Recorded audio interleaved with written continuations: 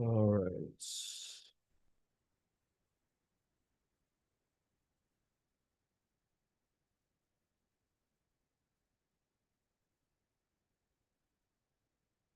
Let's minimize this here.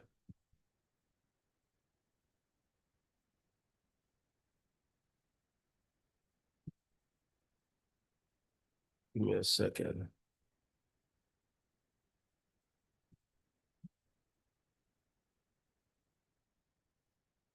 Okay. Cool. All right, let's maximize this.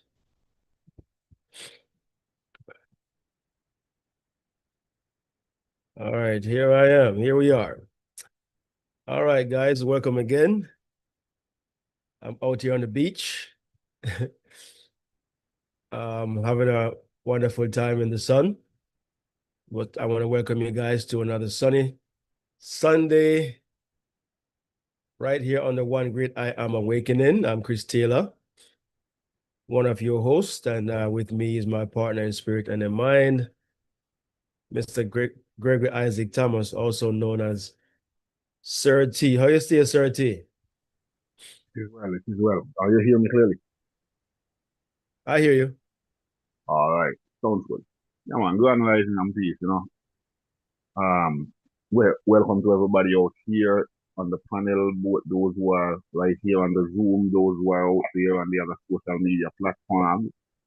Uh, Not a big crowd, but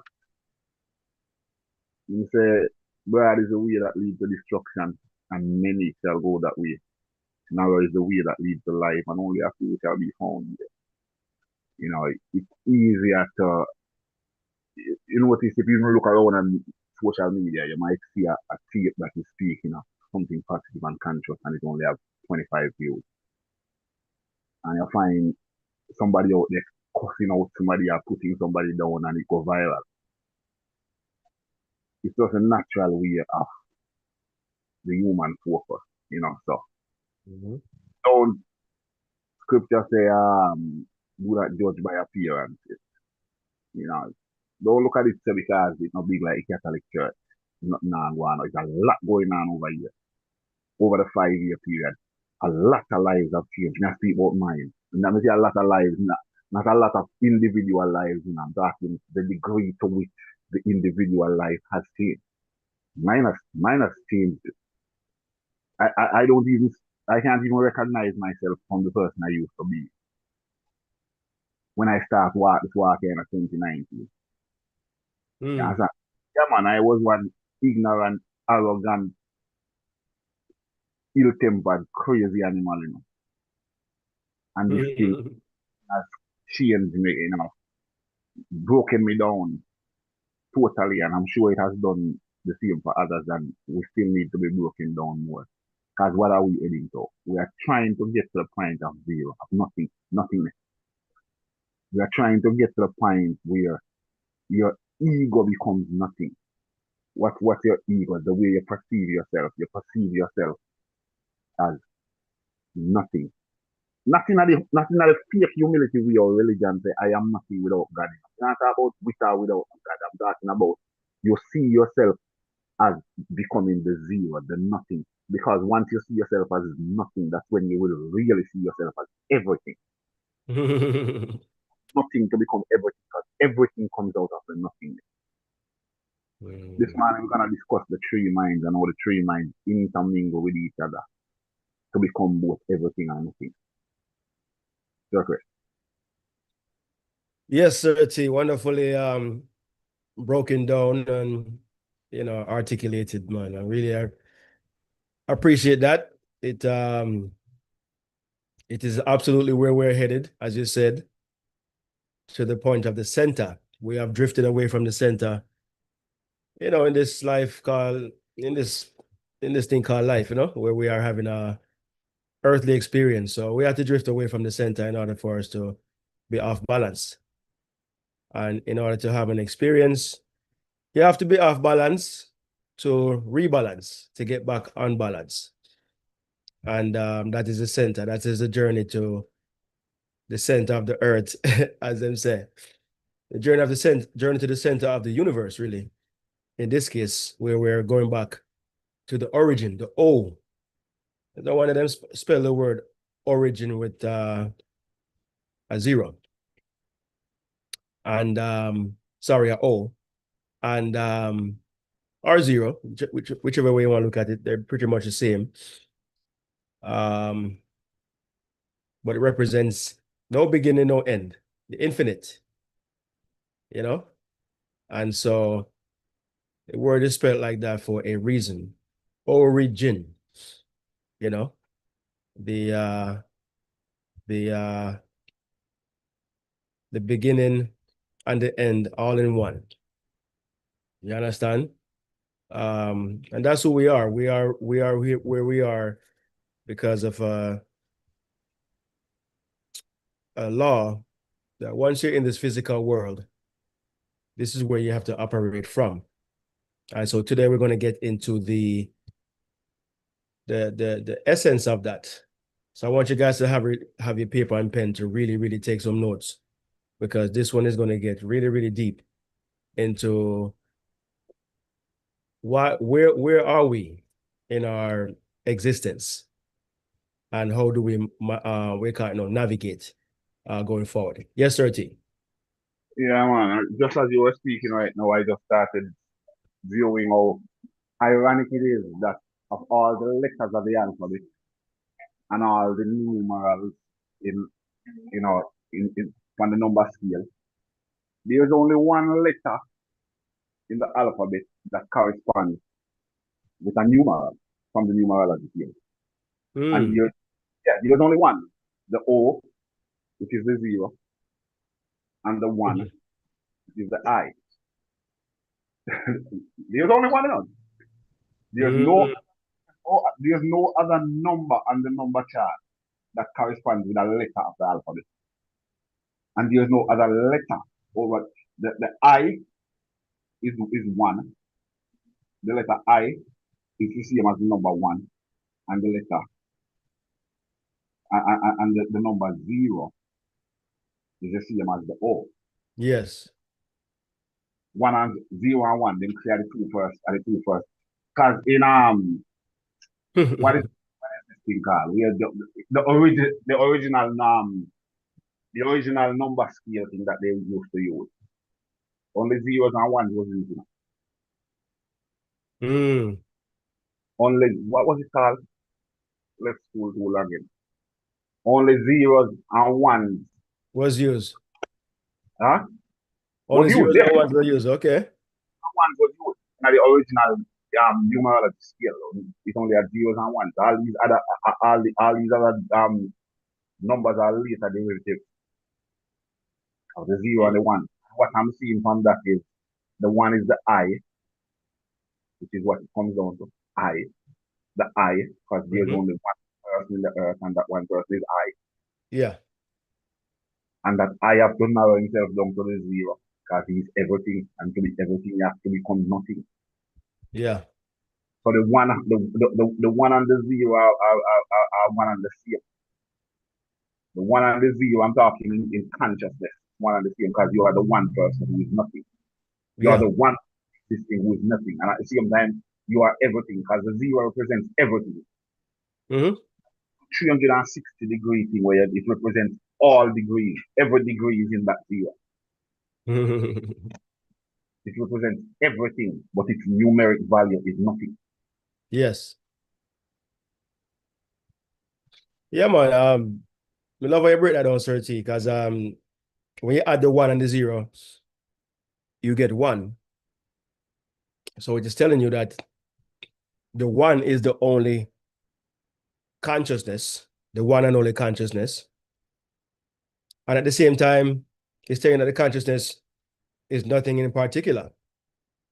It is an absolute, you know. It can be anything it desires to be. And so the one that is expressed is the externalization of its nothingness. It is it becoming something. at a a particular degree. And then if you add another one, it become another degree and another one. And that's how you get the 1, 2, 3, 4, 5, all these different numbers to infinity is basically explaining the infinite potential of this consciousness that we're going to talk about today. So the 1 and the 0 is the perfect expression. The 1 represents the masculine, because the masculine is the express state, the desiring state of consciousness. Okay. And the 0 is the feminine state of consciousness, in which all things are born, all things come from. It's the womb of consciousness. So you see, everything is perfectly laid out as the number system is constructed. And even the alphabet, nothing is by accident. Everything is so perfectly organized. But we're just now coming to the understanding to some of these things. And in today's lesson, another understanding we've come to, today we're going to talk about the 3 minds, as we named it. The 3 wise men are minds that are within all of us. And how do they correspond, pretty much with each other? Okay. The 3 wise men, the 3 wise minds that are, within all of us. And it's written about throughout the Bible, in many different aspects, but we kind of it goes over our head, as to the correspondence and stuff like that. One of them being, where Jesus would say, I and my Father are one, but my Father is greater than I. And he was talking to, like, the person who was inquiring, like, who are you? And that person would represent the conscious mind. Jesus represents the subconscious. The Father he's talking about here represents the superconscious. So today we're going to be talking about the 3 minds: the conscious mind, the subconscious mind, and the superconscious mind. Okay, the conscious mind is the inquiring mind. The subconscious is the middleman between the conscious and the superconscious. Everything is what it is for a reason. All right. And it operates as such. All right. So got a video for you guys. It's a very short video, but we're gonna go over it and try to give it definition. But this lady right here, she called herself the alchemist, and she has a very profound explanation as to these 3 minds and how they correspond, how they relate, and stuff like that. So let's take a listen, and I'll be back momentarily to, talk about what she's mentioning here in this lesson for today. All right, so here we are. Here she is. All right. So give me a second here. Let's maximize this right here. So this lady, again, her name is the Alchemist. That's what she calls herself. And she's going to talk about today primarily to identify the superconscious but the other aspects of the superconscious. So it really is, in all essence, the universal mind, or the one mind, which has another separate aspects of itself, one conscious, one subconscious. And all 3 of them are working together. in this reality. Let's take a listen.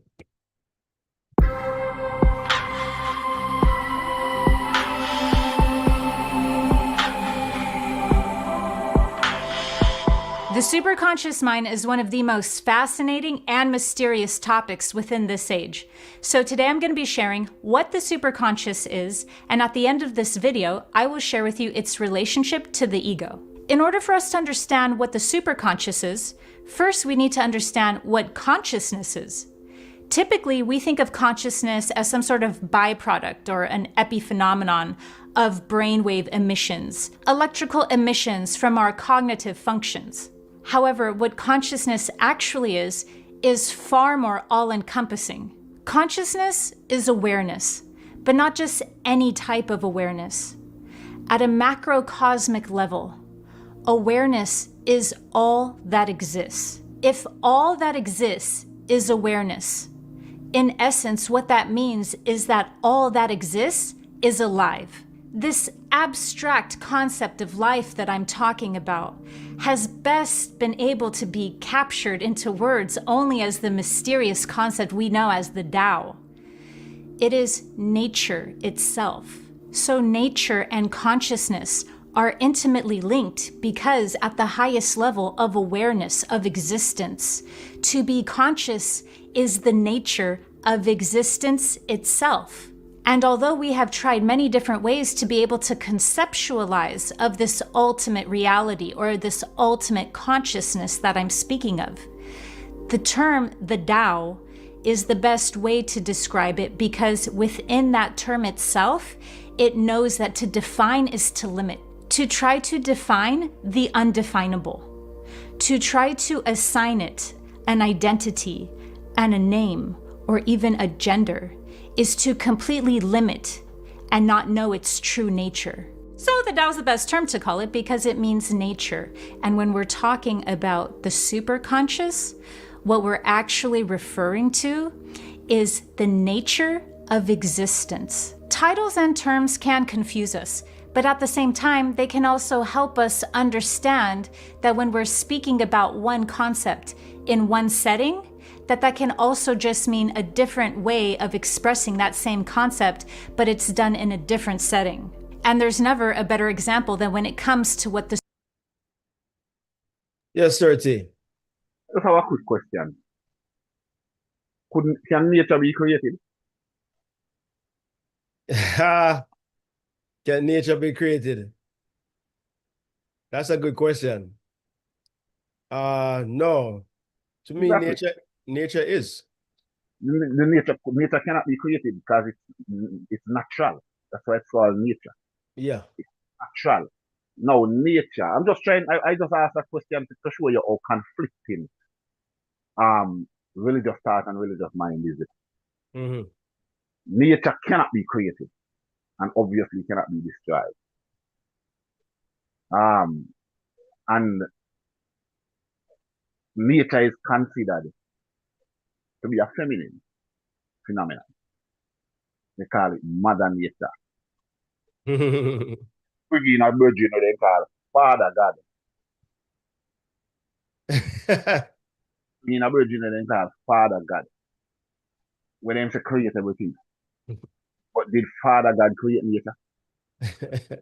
Which one did exist first, nature or Father God? I promise you that nature existed first. So who is the imposter? Who is the one that is around here pretending to be? Because nature does not, nature simply is, Yeah. with a feminine, it's a feminine phenomenon. Mother nature. And I agree that it is feminine because everything comes out of it. Everything comes out of it. That's why I tell people all the time, if I was a woman, nobody could get me reading the Bible and believing in all because all that thing they do is disrespect woman. Yes. If there was a God, which we know there is, if there was a God, that God would have to be a woman. When you're coming at the earth, who first you see? No one woman. First When thing. the first thing is when you come at the earth is a woman, your mother, Mm-hmm. the one who nurture. as in nature. She's Yeah. the one who nurture you. Mm-hmm. So just keep that in mind that there's a dichotomy existing there where you have an original virgin when your Father God was male. Yet you have an original existence, which is female. Which one came first? I like that question and explanation, Serti. Because you know, Father God is a created, I would say, example or representation, by man, especially the masculine. Because man is male and female, but the masculine aspect of man has created a lot of these names, our definition in this sense of what or who God is. And that's why I like these terms that they're using about the superconscious, the subconscious, and the conscious, because none of them have a gender. They have a nature about them, which you can label one masculine, one feminine, or male or female. But as I aforementioned, the superconscious is the one consciousness that has these other two aspects within it, the subconscious and the conscious mind, that it uses to operate itself or operate outside of itself, in a sense. So this, if that's the case, it doesn't give it a gender per se, because it is just one source, one energy. And gender normally is two, but it has laws within it. You have the principles of gender that is within it, but these are not with SNO. These are not who it is or what it is, male and female. And even scripture tells you that. I don't remember what part of the Bible tell you that in a certain about the gender relation in terms of this source, this power. But I know a part of it says it is neither rich or poor, male or female, bond or free. Something like so. Yeah, I don't. somewhere in a Paul writing, somewhere in the New Testament, there, somewhere probably in So, the book of Acts or somewhere early. Book of Acts. Probably. Yeah, man. But it's a Paul writing. Which, yeah, it's a Paul, not Acts, Romans. It's a Paul Roma. writing. Yeah, Yeah, yeah, yeah. yeah. Yes. So it is telling you right there of the oneness of this consciousness, and not that it is two or three or many. It is really one. But what we're discussing today is how this one consciousness, as she was explaining, operates. So the operation of this one consciousness requires other aspects within itself. Notice I say within. That means it's not outside of it. It is who it is operating as, with these other angles or directions. And it's a law. This is the law of consciousness. It cannot operate any other way than how it operates. As we're talking about today, the three wise men, the three minds. Okay, the conscious, the subconscious, and the superconscious. So though we are talking about three aspects of this one mind, never would say They're not different minds, they're different arrangements of the same mind. So the superconscious has different arrangements of itself, the totality of itself, the superconscious, all that there is. As she mentions, the Tao. The Tao, she corresponded with nature. It has a nature about it.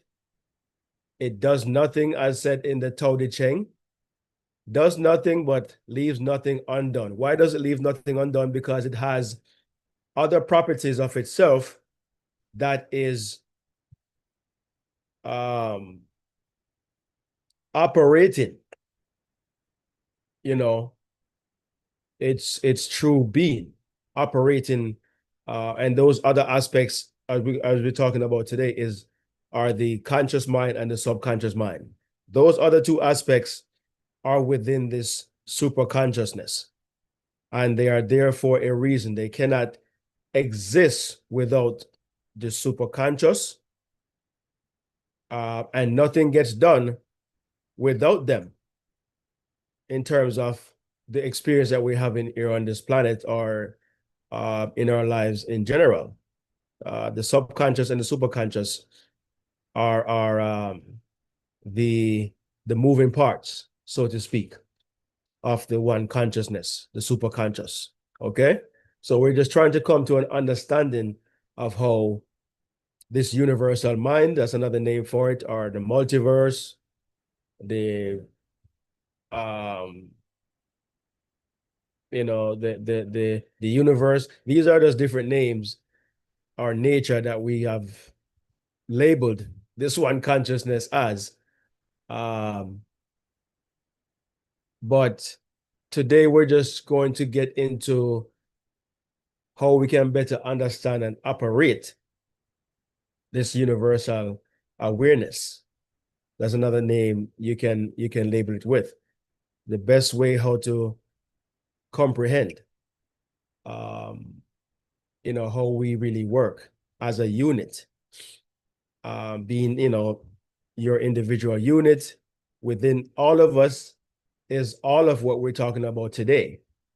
You understand? Each individual person or mask have within us these three aspects of the one consciousness: the superconscious, the subconscious, and the conscious mind. All right? We all have them within us, but we have not really understood their correspondence, their their properties, or how to really operate them and stuff like that. We've just been operating on an unconscious level all of our lives.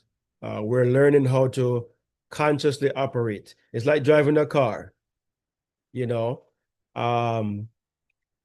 we have to consciously understand where to start the key, where to press the gas, where to press the brake, shift the gear, all these different things. And after a while, it becomes automatic, and stuff like that. But we still understand the variance, the difference of the one unit, that they all cannot, the one unit cannot operate without all these different,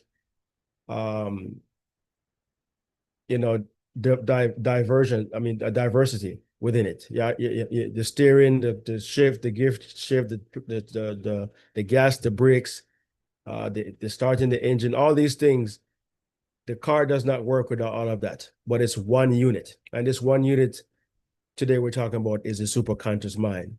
We just want to understand how all of its intricate parts, how they relate. And she's going to go into it some more as to how they really relate, what are their purposes, and just basically breaking it down from the inside out, so we can better understand how we work and why we work, and in respect who we truly are as so-called human beings. We will see ourselves in a much different light by understanding this this subject today about the three minds, The three wise men. Okay. All right. So let's continue some more, and we'll be right back. Superconsciouses. Because one more way that I can describe the superconscious that would be more relevant is as the multiverse. The superconscious is the connective tissue of all of existence, exploring eternally its own nature. Not only would to define it to be to limit it, but it also has no beginning and no end. So the superconscious is the best way that we can describe the quantum field, or that we can describe the multiverse, or that we can describe existence, the very nature of eternity itself. So it wouldn't be correct to say that the superconscious is simply the electromagnetic field. However, it is expressed in this reality through the ether and through the electromagnetic field. Its nature is of pure, limitless potential, and as such, it utilizes the quantum field in order to condense itself, in order to compact itself into what organizes each reality and our reality. Once this reorganizing and structuring begins to occur, that's impacting what we know as the subatomic level of reality. And the subatomic level of reality exists within the entity or within the domain that we call the subconscious. So there's layers to this. The conscious mind, the subconscious mind, and the superconscious mind all play different roles in a collaboration. This collaboration, being as important as it is, goes by many names. But if we look at the superconscious as being the generator of the entire experience of eternity and self-awareness that is expressed in this reality as ether, the quantum field, or simply put, the electromagnetic field. And if we regard after that the subconscious, the organizer, the one that structures the superconscious and plays the role of the middleman to our conscious mind, if we look at that as the operator, since it is operating the system by synthesizing, by managing, by relaying, by projecting, and by retrieving all of the information that now will then become condensed and available as the conscious mind, which would be the destroyer. Why would the conscious mind, why would the ego be called destroyer? Well, if the superconscious mind is generating the experience and the subconscious mind is operating the experience, and the conscious mind is actualizing the experience, meaning that the conscious mind, the self, the ego, is the manifestation, is the end product, the final product of what was created, then that is to destroy all other possibilities of what that could have been. Because to create something is to define it, and to define it is to destroy all other possibilities of what that could have been. So you have the generator, operator, and destroyer. That goes by the acronym God. The superconscious is the generator, and the primary definition of what it means to generate is to change the expression of energy from one state to another state, to manipulate energy in one form into another, active, viable form of energy. Mainly, what it means to generate is to transform energy into gas. So in this case, the superconscious is the fundamental reality of pure potential, and it generates this pure potential into an active state. Now, remember how I said to generate is to change into gas? Well, the big revelation here when it comes to the superconscious is that plasma is gas.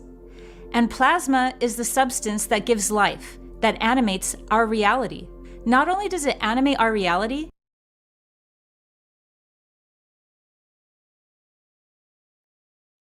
all right, so let's go over it a little bit and condense it somewhat. So you heard her talking about the superconscious being the generator. So another word that she used for that, for the superconscious, is generator, meaning the beginning. you know, where everything starts, ideas, all possibilities, endless, infinite, is within this superconscious. And it's all potential, okay? It's a storehouse and stuff like that. And she also mentions about the subconscious, which is the operator, the one that's operating what is being generated, you know, and the conscious mind is the one that defines what was generated. Okay. In other words, breaking it down to its minute level, giving it definition or design. And she called it a destroyer because you have to destroy all other possibilities that it could have been. So just picture this as a piece of wood, and you have an idea that within the wood you want to carve out a chair out of the wood. But you could have also carved out a sword. You could have also carved out a round ball or something square or something elongated. So many other possibilities that exist within this one piece of wood. However, in order to get to the chair, you have to destroy all these other possibilities to get to the chair, or else the chair would never be defined or created or seen. Now, in other words, you're not going to get all of them at the same time unless you destroy the rest of the possibilities. You're not going to get the chair, the ball, all these different things out of this one piece of wood because they all exist within it.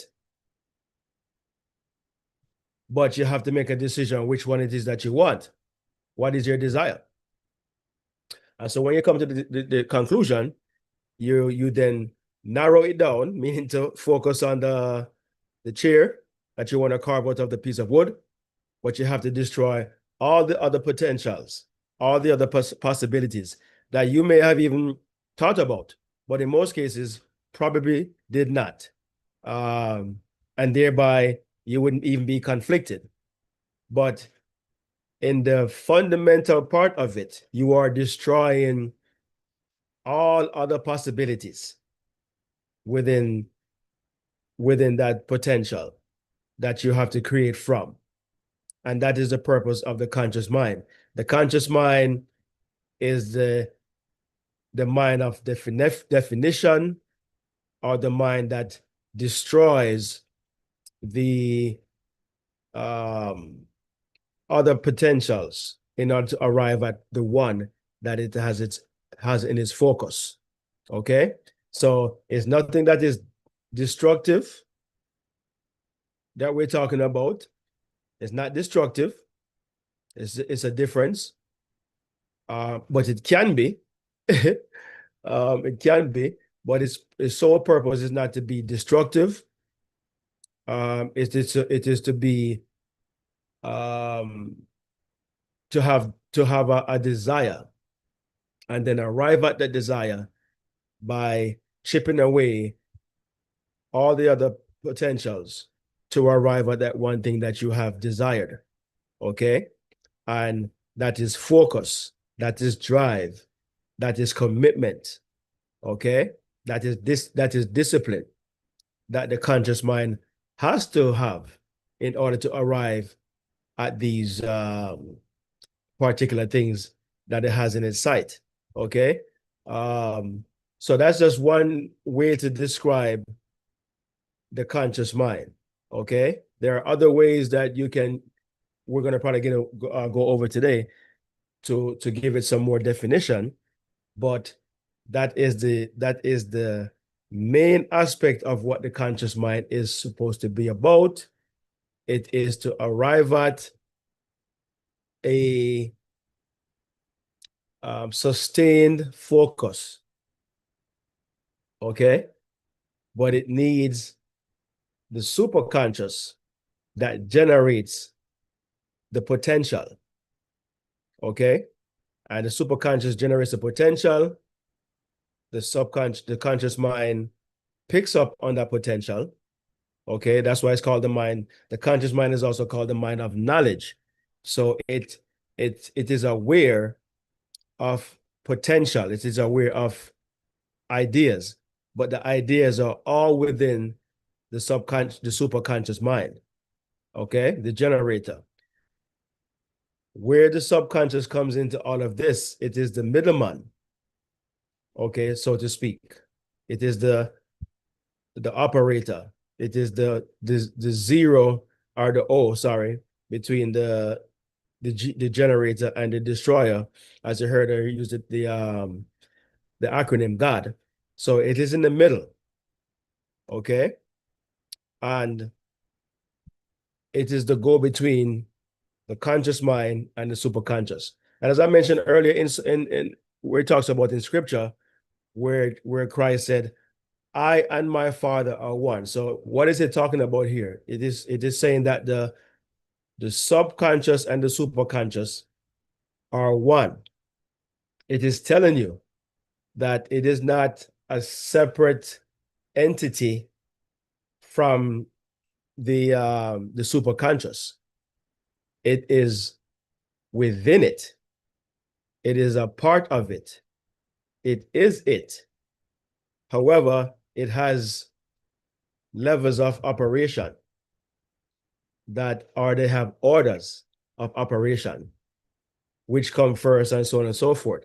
And in order for the conscious mind to, bring something into being, in other words, for the conscious mind to desire an airplane, as the Wright brothers did, and to bring it into being, the idea is in the superconscious.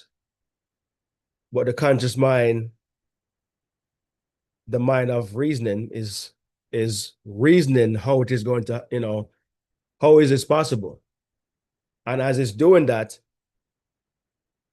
the subconscious, which is the go-between, picks up on the idea and relates the possibilities.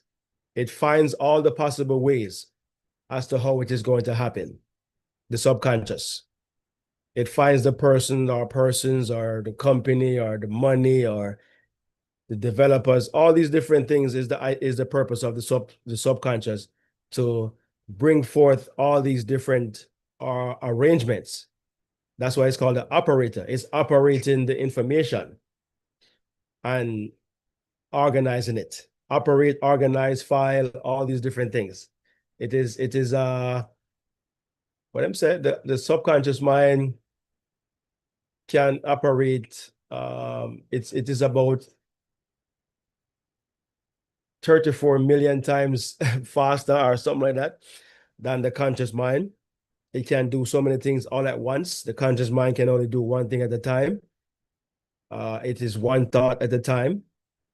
That's why you get flustered or anxious or nervous or worried or overwhelmed when you're contemplating or thinking about so many different things, because one thought at a time is how the conscious mind works. But the subconscious is so dynamic that there's nothing that it cannot not do. It is very, very capable, but you have to give it direction. It is the mind of no direction at all. It has no direction. So you have to give it direction. The conscious mind is responsible for giving the subconscious the direction. It's like you're the boss and you have a secretary. You have to tell the secretary what you want. Without you telling or giving direction to the secretary, he or she does not know what to do and how to do it until you give direction. So the subconscious mind is like that. It accepts, takes orders, take directions from the conscious mind and the conscious mind only. And then it relates to the superconscious, which has all the infinite possibilities of how something is going to work. Okay, so that's why Jesus said, no one can get to the Father except through the Son. Talking about nobody can get to the Father except through me. Another segment in the Bible where he says that in my Father's house are many mentioned. I will go to the Father.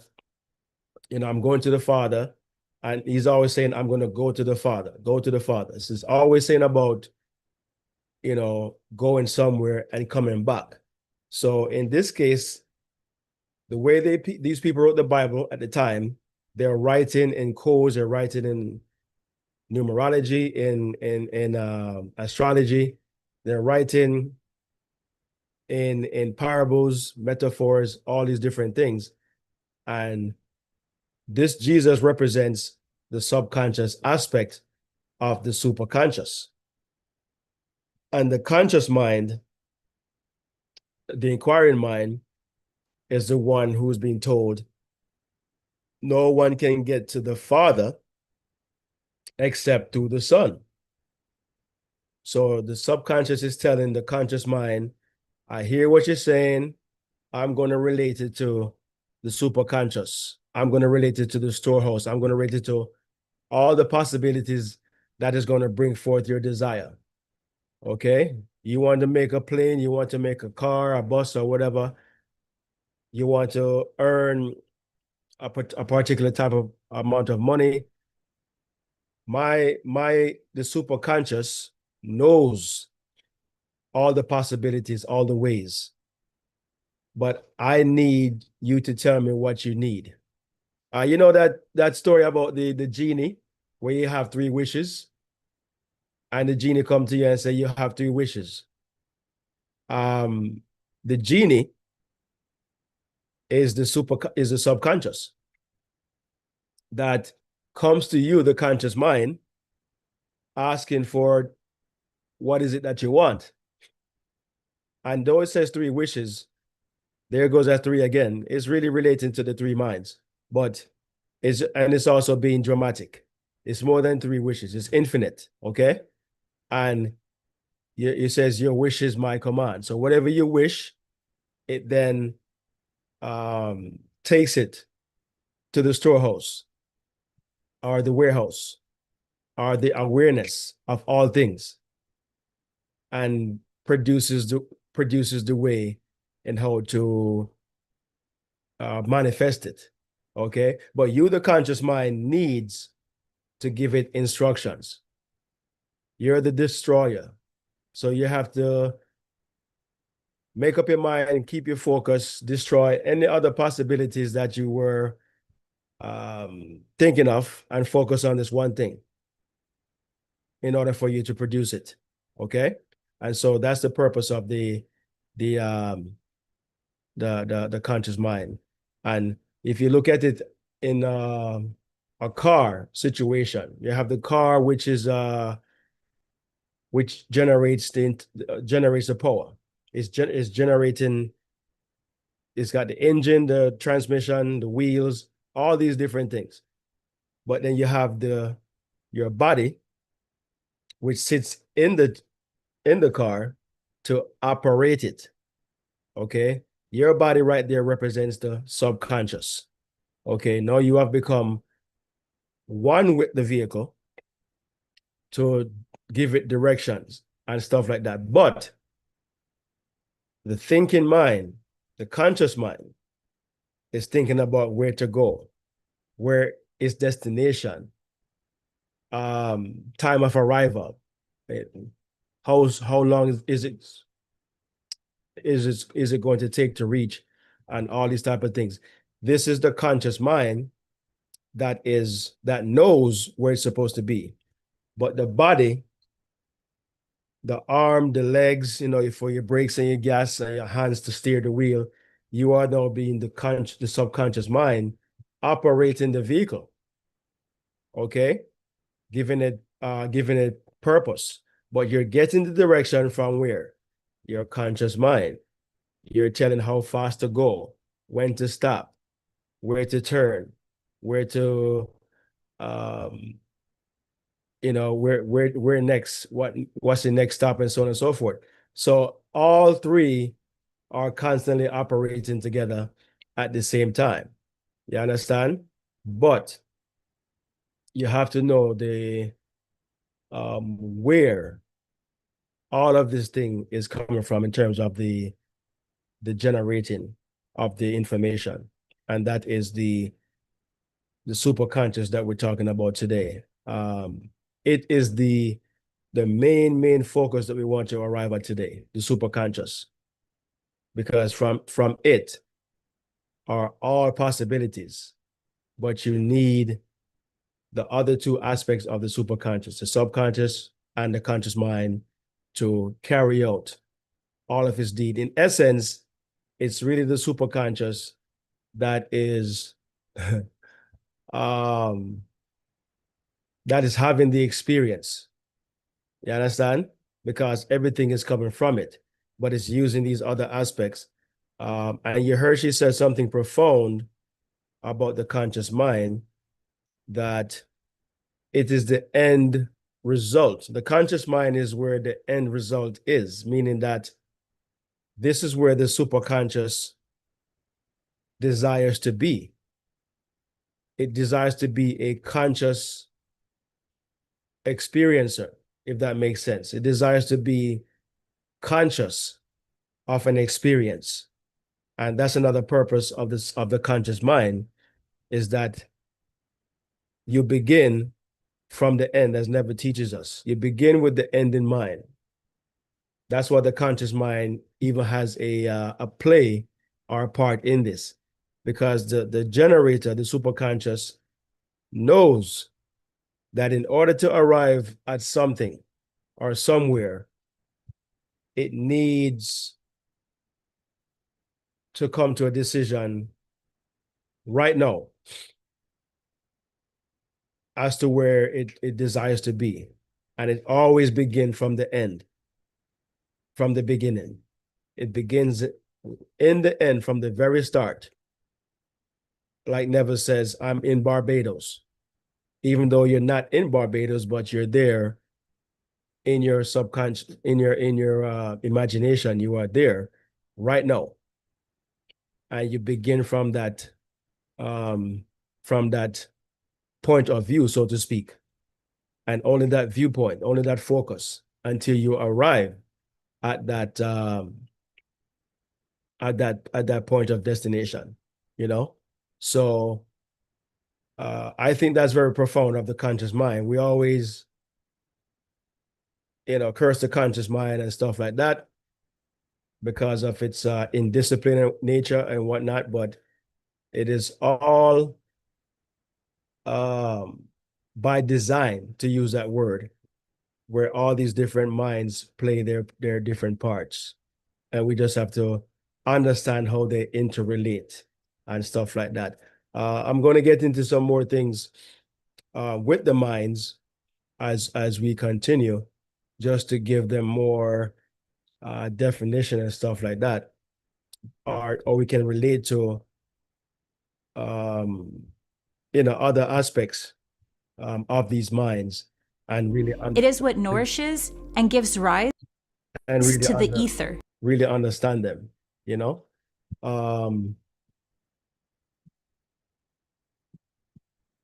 let me see.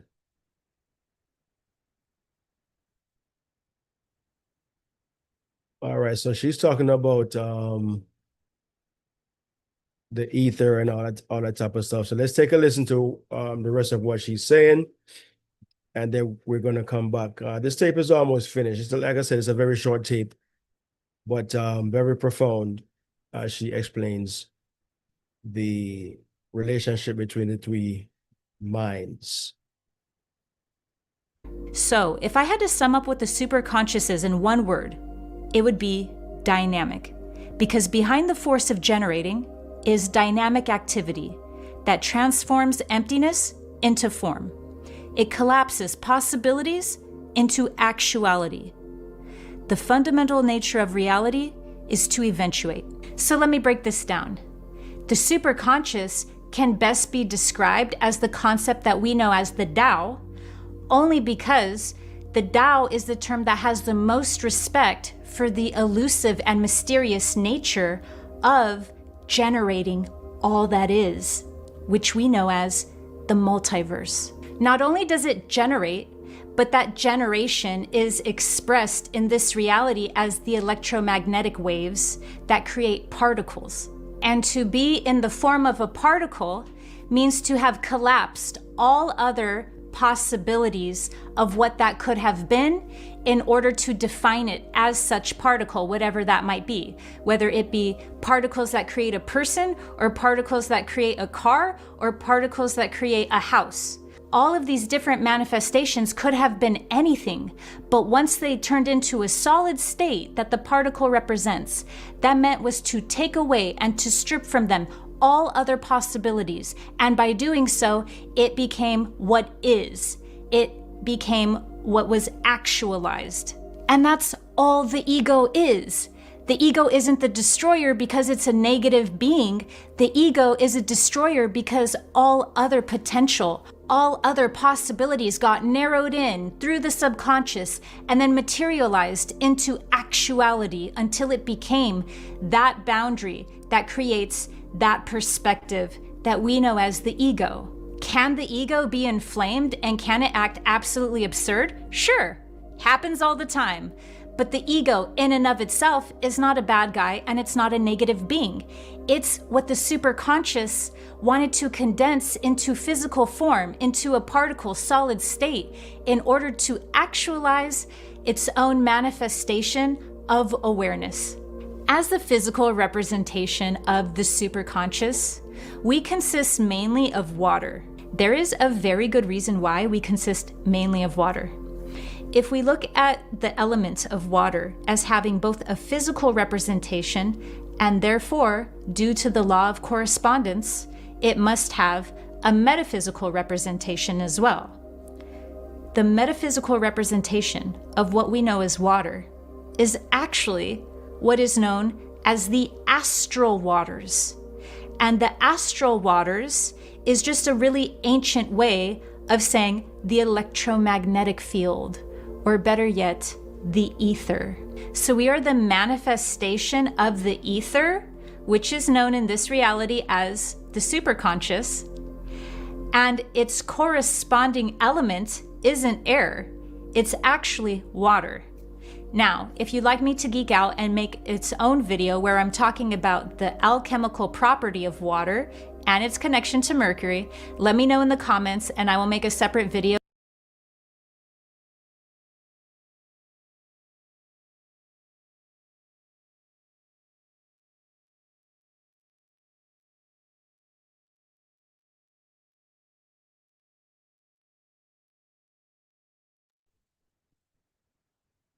All right, guys, that was the end of the video. Like I said, as promised, it was going to be a very short video on these topic for today: subconscious, superconscious, subconscious, and the conscious mind. You heard her say just now right there that the purpose of the conscious mind is to arrive at something physical. So that's very interesting. And it is the conscious mind that operates the five senses. You know, the conscious mind is needed in this physical world, this 3D world, in order to have understanding or to give definition to life. You know, it needs to see what it wants, hear what it wants to hear, touch what it wants to touch, taste what it wants to taste.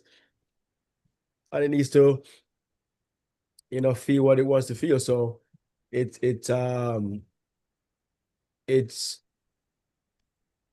you know, it's necessary. And we see it as something negative at times, but none of it is really negative. It's just how it is being used, you know. And we're just here to understand today how to bring the three minds together and give it union, give it discipline, understanding, and stuff like that. You know, how to structure our minds when we're having a desire to manifest and all these different things. Where are we to begin from? And the end point and how things are going to, work itself out, in the end. Okay. So,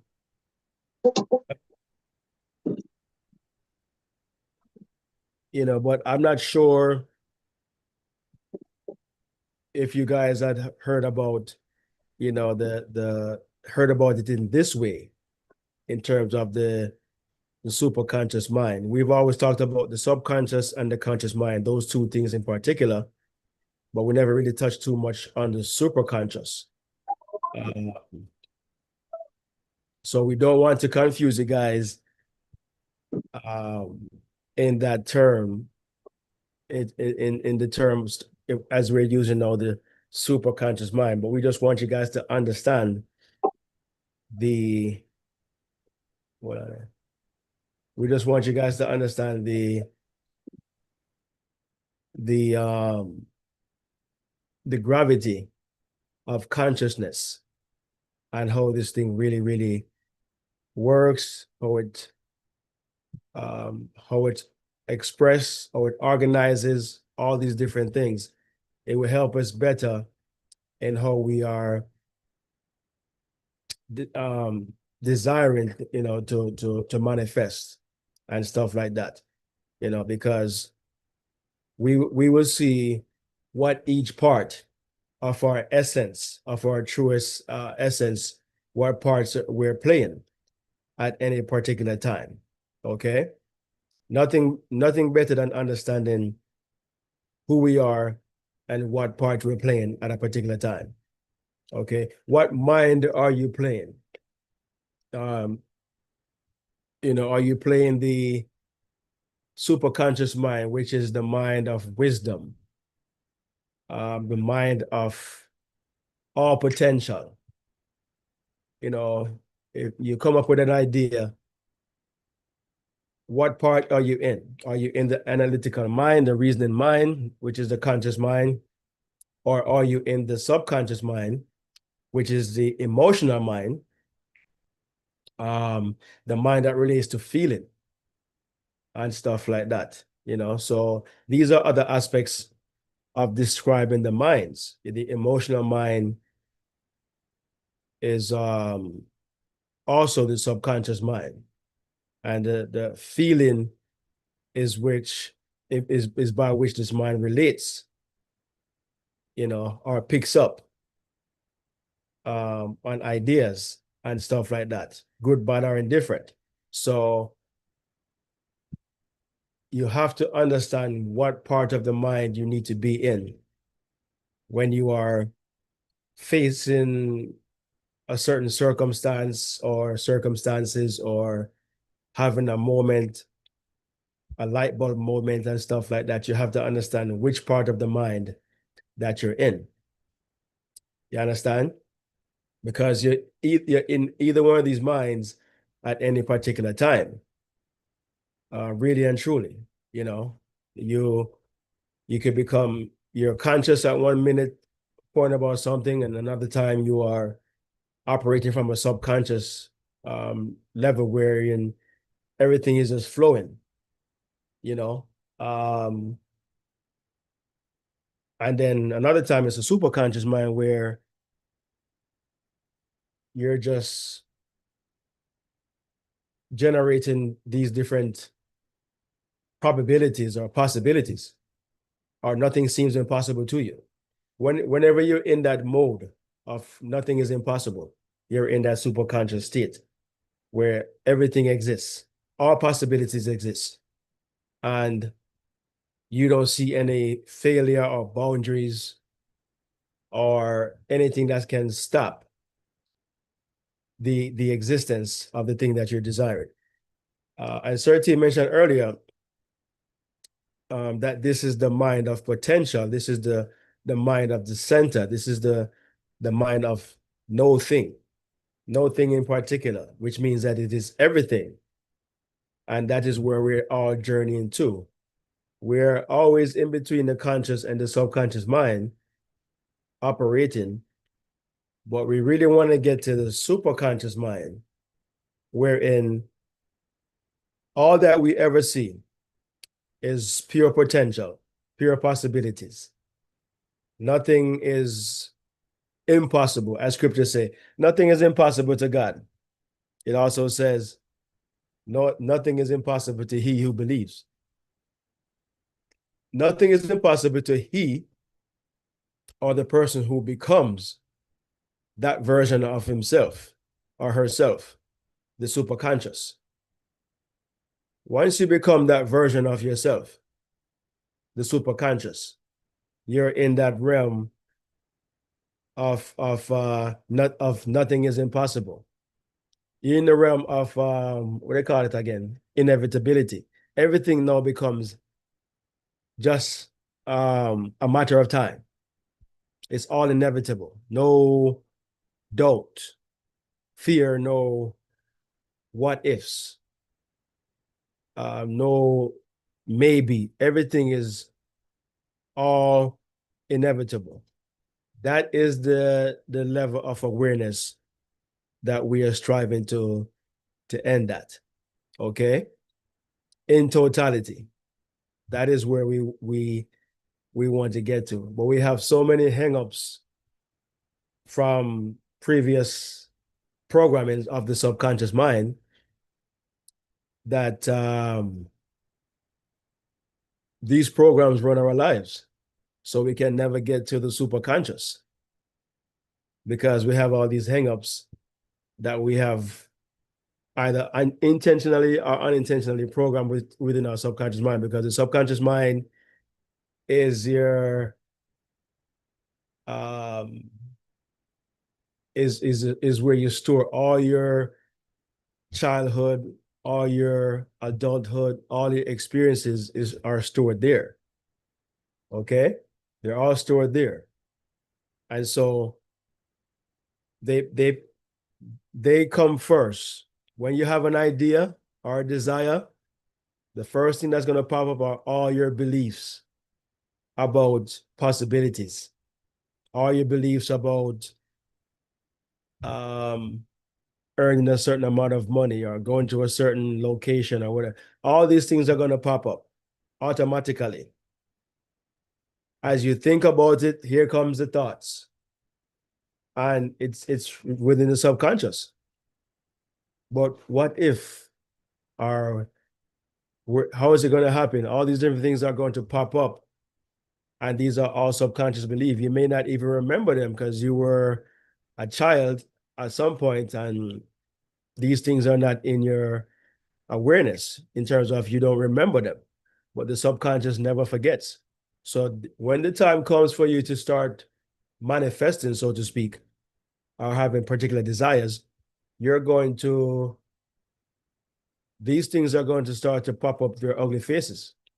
If it's not thoughts, it's going to be experiences. It's going to be people. It's going to be things. It's going to be something that was recorded in your subconscious mind. And it is not to become alarmed or become worried or doubtful. It's to really realize what is going on and understand that these are just things that were always there, programmed by you, by society, but through you, to your subconscious. And all you have to do is reshape, refocus, reform your subconscious mind, by programming, because now you know better. When you used to say, money doesn't grow on trees, money is the root of all evil. I don't want too much money, or I don't want to be rich. Rich people are wicked. When you say these things, your subconscious mind is listening. So when you, for whatever reason, will come to a time in your life where you start to desire things that you used to go against, your subconscious is going to remind you that these are the things that you used to say. And it's a protective mechanism to say, wait a minute, these are what you program me to file or to hold on to. No, you're saying these are what you want. Are you sure about that? And if you persist in saying, yes, this is what I desire, this is what I want, eventually it is going to then say, okay, your wish is my command, and it's going to rewrite or write a new program about your new line of thinking. Okay? But you have to persist in order for it to do that. It requires repetition. You keep going back to the subconscious, telling it, yes, move forward with my new desire or my new line of thinking. And as you do that, it is going to eventually, write these new directions, these new codes, so to speak. Because now your subconscious is the one that's operating your life. So it has to write these programs so that when you arrive at this new belief now, so to speak, or you are certain, as soon as somebody comes to you and say, let's start a business, or let's, do this or do that, anything to increase your potential, right away, the subconscious is going to agree and say, yes, this is your new train of thinking. It's not going to go back to the old way because now that one is suppressed. The new way is what it's now operating by. It's the new program, your new download, your new application. And it's going to operate by that one as such. But at first, it is going to fight against you. It is going to question you. It is going to say, this is not who you are. Remember, your teacher told you that you will never amount to anything. Or remember that your parents used to tell you, you are a dummy, or you will never achieve much. All these different things is going to remind you, because these are dramatic and traumatic experiences in your life that you have downloaded into your subconscious. Okay? And because you have downloaded these things into your subconscious then goes to the storehouse, the superconscious, and operate these experiences and expresses them into your life. It's going to go to the superconscious wherein all possibility exists and generate what you had consciously downloaded into the subconscious mind. And your subconscious mind operates your whole life like that. So we think that we're operating from the conscious mind per se, but it is really not so. The conscious mind is not what's operating your life, it's your subconscious. Every day you wake up, you do the same thing, think the same thing, go the same places, just about, and it's repetitive. And until you learn something new, something different, it will never change. You understand? So we're always operating from a subconscious point of view. And we do not know it. And this is why it's difficult for us to generate or to manifest our desires, so to speak. It's hard for us to manifest our desires because we are consciously desiring something, but the subconscious mind is not identifying with that. It's not cooperating. And we don't realize that we have to reprogram or rewrite or write a new program for the subconscious to operate from, because that is what's operating our life. I never really did understand this, but I'm beginning to understand now what they really mean, that the subconscious, 90% 90% of your life is operated by the subconscious mind. 90%. Because 10% of the time, you're just thinking, reasoning, analyzing, and that which you're thinking and analyzing is being recorded and going into the subconscious mind.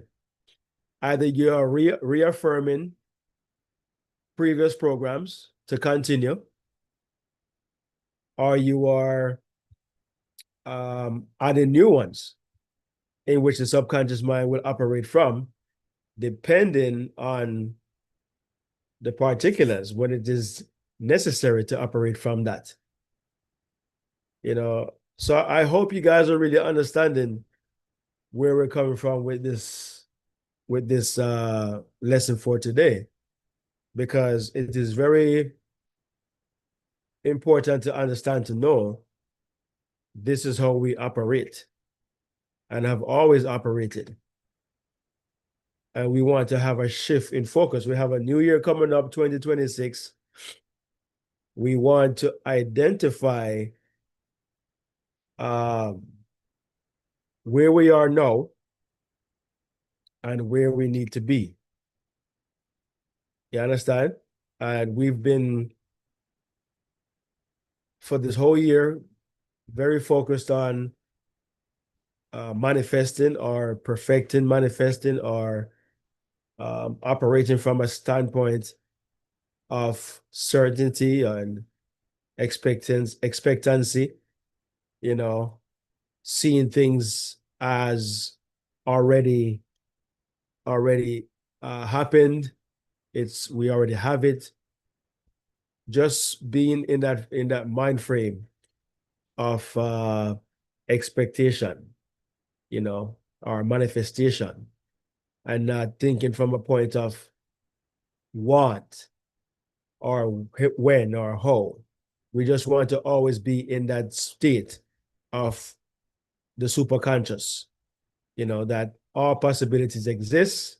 We don't know how it's going to happen, when it's going to happen, but we don't question if.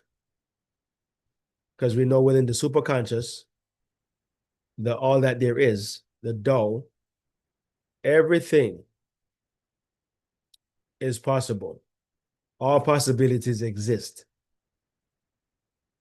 But we have subconscious buildups that interferes with that residence or resonance. We have these subconscious buildup that interferes with that. It really does. If you tell yourself, I would love to make $10,000 a day, you have to be honest with yourself. You're not going to believe it, because you don't have that subconscious program. Your subconscious program believes you can make $100 a day easy, because all you got to do is work 10 hours for $10. You know how to do that. But can you make $100 an hour? You're going to start thinking about, what job do I need to work at to gain that type of a money, or what knowledge do I need to know? You're going to be questioning. The subconscious was not programmed to accept that. You guys see where I'm getting to? It wasn't programmed to accept these things. So we have to put ourselves in that program where we accept whatever we tell ourselves we can do or want to do, it will do it. Yes, sir, T. Yeah, sure, Chris. All right, listen, the subconscious works by nature. It's the nature mind. The subconscious mind is that nature mind in man. Keep in mind now, the superconscious mind, that's the nature. But the subconscious mind will only do what is natural to it. Aha. Conscious mind will only do, you can't con your subconscious mind. You cannot con your subconscious mind. You can trick it. When I'm gonna use these two words, you can Interchangeable. Yeah. Yeah. you can trick it, because if you imagine something, your subconscious mind don't know if it was an imagination or it was something that really happened. So you can trick it, but you can't con it. When I say con in this meaning now, the subconscious mind knows if you believe it or you don't believe it. Mm-hmm. Mind knows if it feels natural to you or it doesn't feel natural. And if it feels natural, then the subconscious mind will reflect it. It's And if a it light, it's a lie detector. doesn't feel natural, it's gonna reject it. It's a lie detector. Mm. It's a lie detector. So you have to start out with things that feel natural to you and try to do it repetitively. For example, to pull up at the mall where it is always crowded, parking spaces are hard. Exercise your subconscious mind to accept that when I pull up at the mall, right at the entrance, without me have to go park way around, a vehicle, either an empty parking space is going to happen to just be there, or a vehicle is going to pull out as soon as I pull it. And exercise that, practice to do that repeatedly, where you master that, where you strike like 8 out of 10 times, 9 out of 10 times. So now you become more accepting of the power of that. So now you can raise it to another level and start feel natural about some other things that, because nothing is difficult except it seems difficult to you, because it seems difficult to you. Mm-hmm. Difficult. But after repetitions of doing this thing over and over again, things that used to be difficult start to feel natural to you. Because now you go into the mall now and you don't even have to run it through your mind one more time. So when I get there, a parking space is gonna be there. You don't even have to think about it. You can just left your yard and go on my mall, and a parking space is there for you, because you have now made that your common ground. It's So an once expectation. correct, it becomes an expectation. Once you realize that now you can tell yourself, all right, this 2026 we are coming up, this year, if you normally make $80,000 a year, this 2026 we are coming up, I go make 120,000. Mm. It starts to feel natural to you. Everybody have a base, it feels natural to someone to look in my account and see $300. And that feels natural to him. Hmm. While another man is $300 in my account, he see that has been terrible, broke, poverty. Each man gets what he expects. But you can't raise your expectation from seeing $300 in your account to seeing $300,000 in your account. Because the subconscious mind, the lie detector, is going to find you guilty. You don't believe it. Neither do you. It's not that you don't believe it. You cannot believe it, because that paradigm is not set in your clock. Yeah. You have to take time, adjust the clock to where it's believable. You ever hear them say you must set achievable goals? Yes. Who make 4 out of every 10 free throws? Shaq can't get up one morning and say in a game and say, me go today go make 9 out of 10. He won't believe that he can do it, so he won't do it. He have to tell himself, I make 6 out of 10. And then he must make Gradual improvements. Yes. he must make 6 out of 10 4 consecutive times before he can believe so he can make 7 out of 10. Yeah. So it's the same thing with when you are making these tiny adjustments to your paradigm. Keep in mind you have a subconscious clock running in your background. That subconscious clock was not set by you, it was set by your foreparents. Yep. Grew up in an economy where only certain people can afford certain things. And that was your mindset when you were 6, 7, 9, 10, 14 years old. Like you come now and I try to change that clock, but you can't make a big swing on the clock. You're not going to believe it. And the subconscious mind is going to know that you don't believe it. It has to be natural, because the subconscious mind is a natural mind. When I say natural, it's a nature mind. Nature. It only works by what feels natural to you. Yeah. All right. So we have to practice to make our desires feel natural to us. That's why That's why Neville would tell you that when you're about to fall asleep, when your mind change from that natural beta waves to the theta, you know what this is called theta? Yeah. Acting time. You're getting behind the screen. Theta. Yep. Yeah. So that's when you carry out your act. But the act must be believable. The act must be believable because you have to wake up tomorrow morning now and believe that the act that you performed last night is real. If you make it too extravagant, you're not gonna believe it. If you make it too extreme, you're not gonna believe it. Yeah. You know, so these are things that we have to be mindful of. This is not church Mm. where you feel like pastor kind of lean in your hand on you and everything just disappears. And I say, well, this is gradual It takes practice. practice. And that's what we're saying. Thank you for that, Sir T. Wonderfully explained. That's what we're saying, guys. Practice. I like the free throw analogy that you use. You know, not to put limitations on yourself to say, well, I can only make 4 out of 10. No, that's not what Sir T is saying. You are acknowledging based on your experience, that is what you are good at doing. You're good at making 4 out of 10. You're shooting 40%. But you don't have to accept that. Once you desire to make an improvement, the conscious mind is the mind of desire. So it desires now to make an improvement. But the subconscious, which is the mind that records and keeps these records exact, is going to tell you, yeah, but you're only good at making 4 out of 10. So it's going to remind you.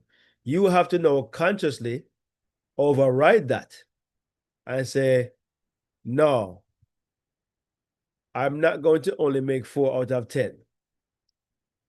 I'm going to shoot for 6 out of 10 this time. I may not stop until we make the 6 out of 10. I will not stop until I am consistently making 6 out of 10. So your desire is to get to 10 out of 10 or 9 out of 10, best case. I mean, worst case. But in order for you to not shoot your dream down, because we really do that, we steal our own dreams.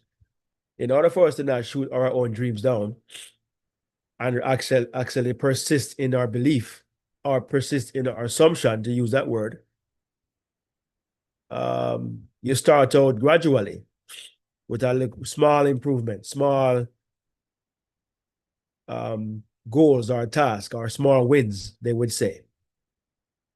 So to go from 4 to 2 to 6 is much more believable or achievable than 4 to 10.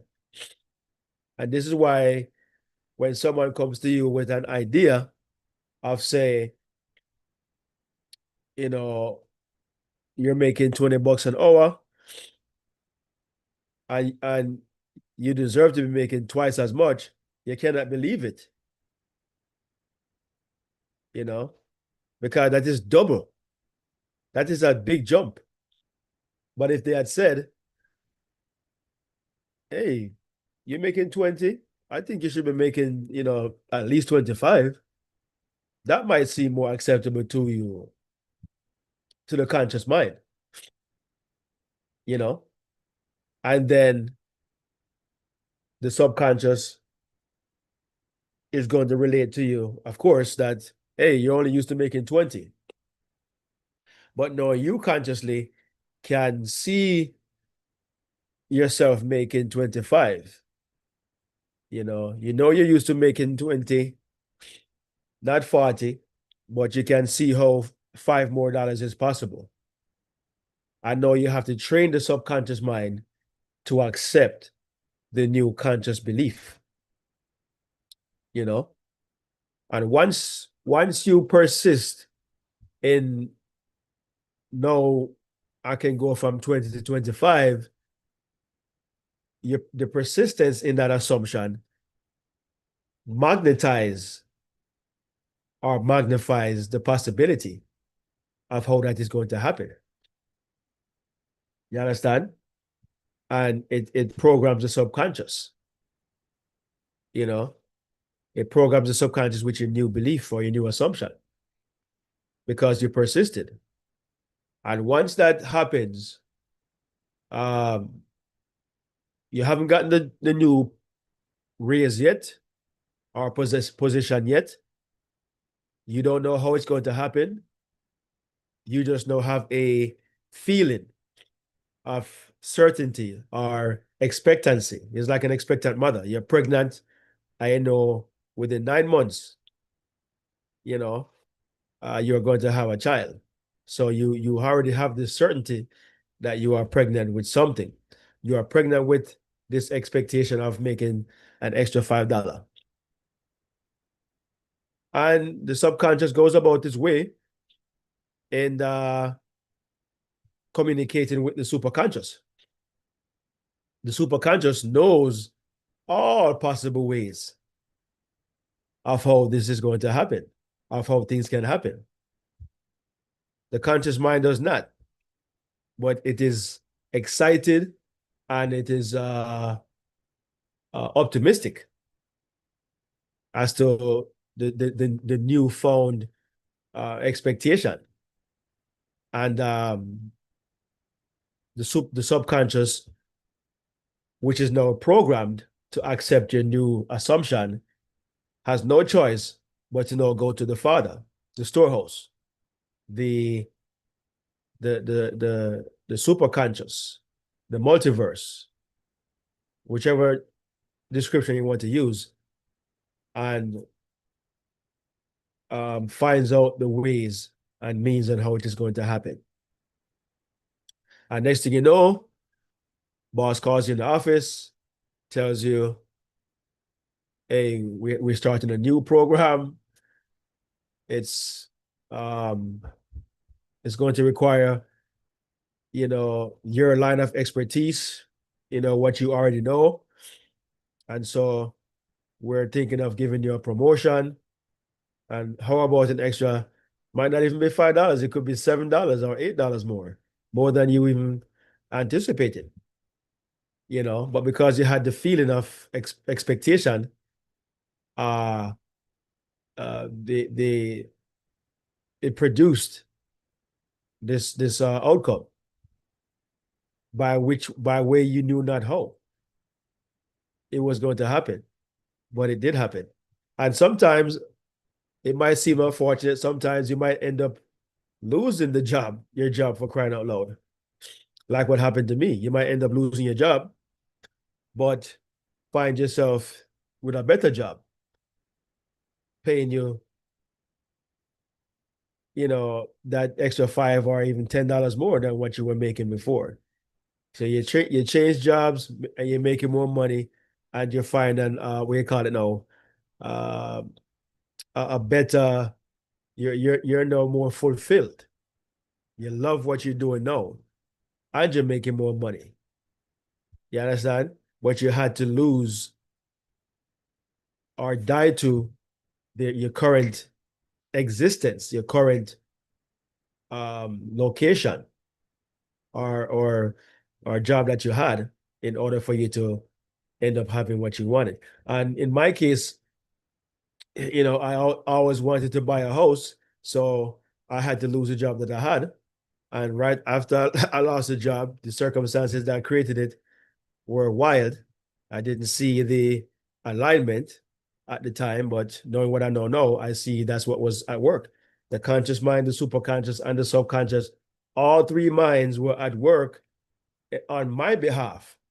But at first glance, with the way it transpired, it did not seem, and it's not going to seem as if it's working in your favor at all. Like my daughter was in the hospital at the time, maybe 2 months, I think. Yep. March, April, yep, 2 months. And how is it possible? How is it that it's working in my favor, losing my job? No, and I'm the only one working. But it turned out to be a blessing in disguise because 4 months later, I I was signing the paperwork to buy a house. And 1 year later, from the time that happened, 1 year later, maybe 13 months or so, we were moving into a brand new house from losing the job 13 months later. How is that possible? You lose your job, and 13 months later, you're in a brand new house. Brand new from the ground up. All of that happened within just 13 months. So it makes absolutely zero sense. But to consciousness, there is no such thing as nonsense. Everything makes sense within consciousness. Just as long as you're operating it in a way in which it can respond. And in my case, unbeknownst to me, I was operating it in a way where it would respond, and it did, but I was not consciously aware of what I was doing. But you don't have to be aware. You just have to operate. Well, what we're saying today is to learn. Now that we know what we know, we can operate so much better. Yes, sir, T. Yeah, the journey is not yours. The destination is yours. So while you're in the journey, it's always gonna seem like it's working adverse to you. Yeah, true. Because remember, unfold, the thing are unfolding, things are putting together. Scripture said that way. Now we know that all things work together for good. Hmm. When it's all things work together, it means good things and bad things. But they're working together to get Oh, you. good. Now, while they are working together, it Hmm. not go feel good, it not go look good, it not go look like no good that come out of it. Because that's the journey. The journey is not yours. You have to leave the journey to a greater mind that is beyond understanding. Yeah. Greater mind that is probably what people call God. Well, whatever it is, working together to get you to your good. Yeah. It's not a decision making being what we call God or a decision making. No, it's just a process.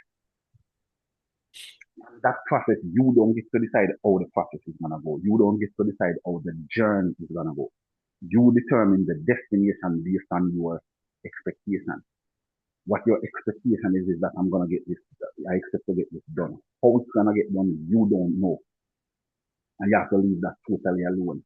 And while it is getting done, in the process of it, it's gonna seem like everything is going chaotic.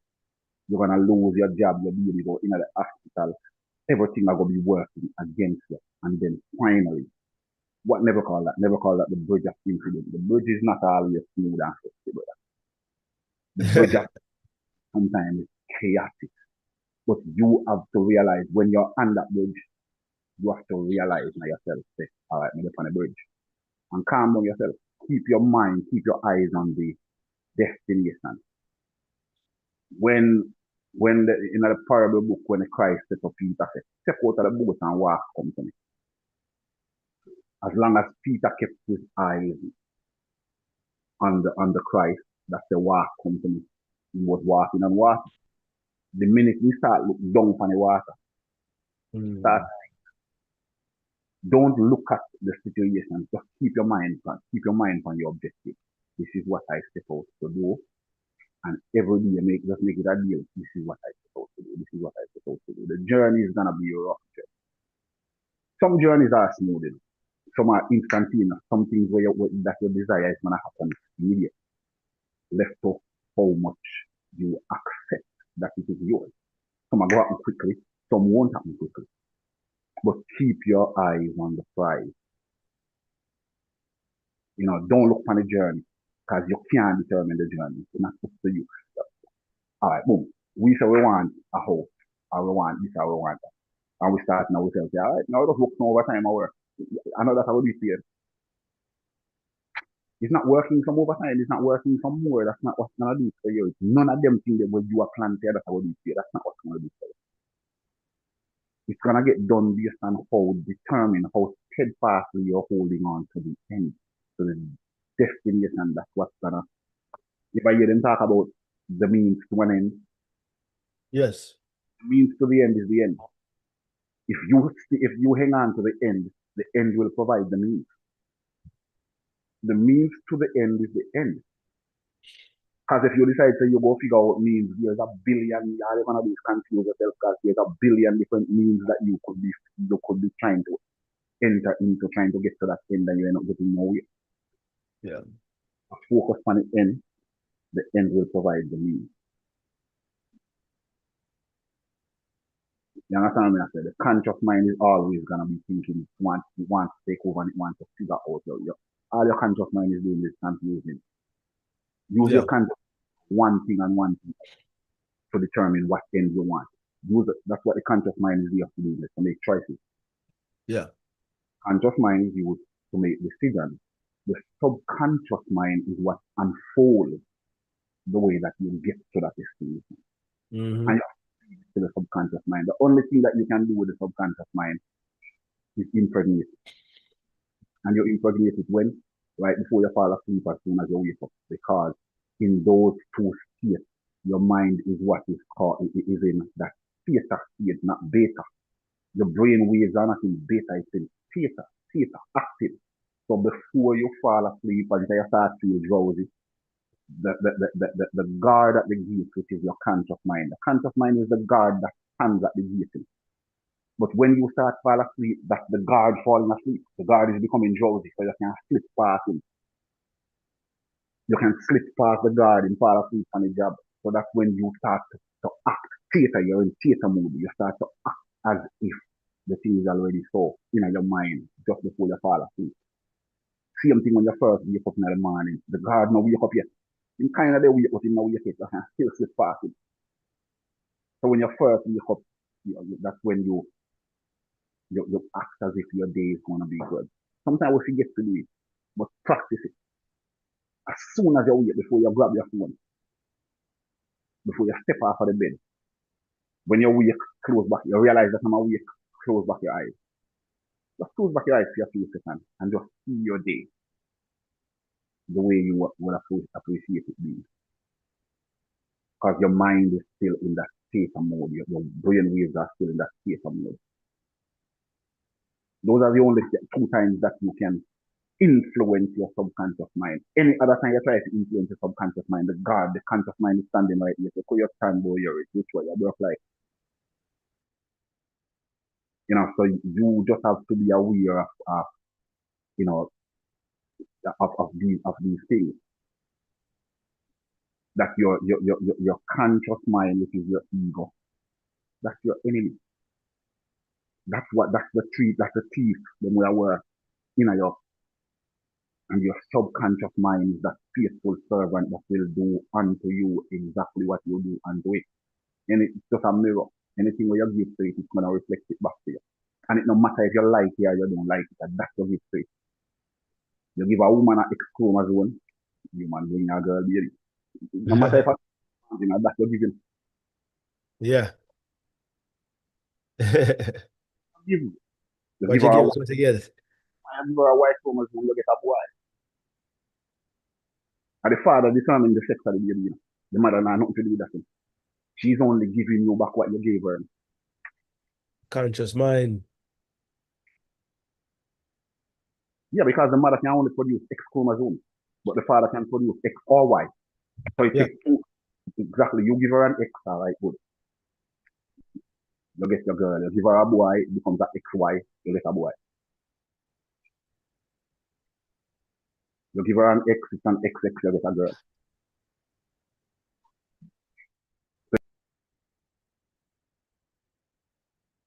Your mute 30. Yeah, it all comes down to what you give to your subconscious mind. And keep in mind that all day long, you're giving signals to your subconscious mind, but you get to revise it.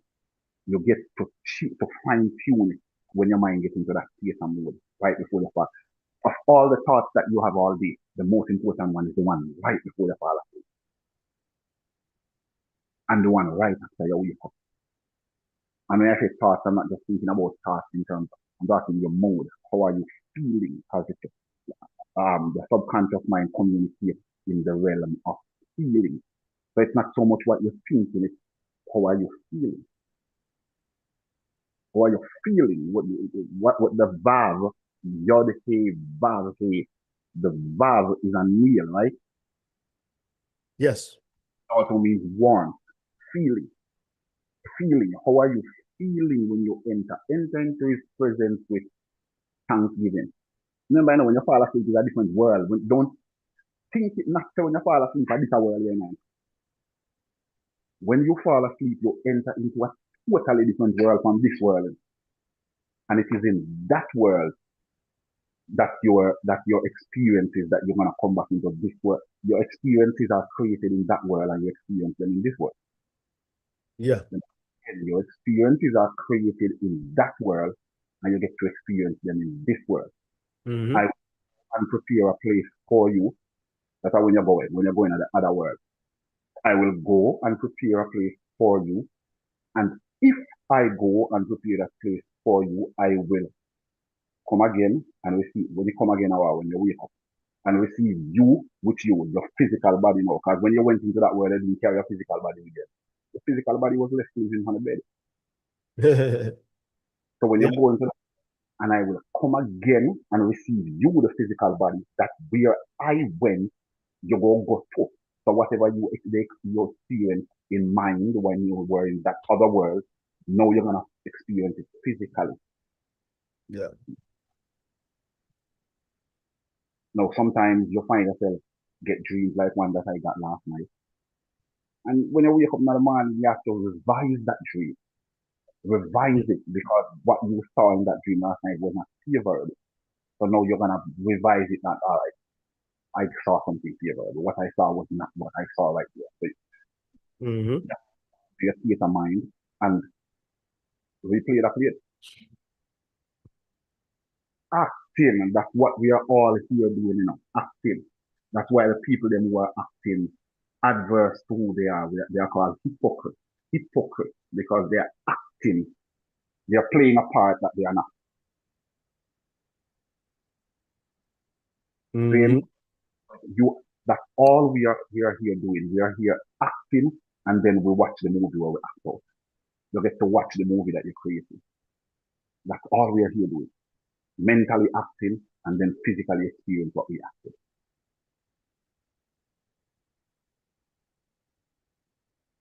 Why World you is a think stage. well is a stage? Why you think actors get paid so well in this world? Fiction of how the world works. You get paid based on how you acted in mind. Yeah. Work with it, all right? The world is a stage. And everybody's just playing our part, We're just wearing a mask. Name Mark, name Chris, name Gregory, Devon, Janice, we're all wearing masks. Not Tara.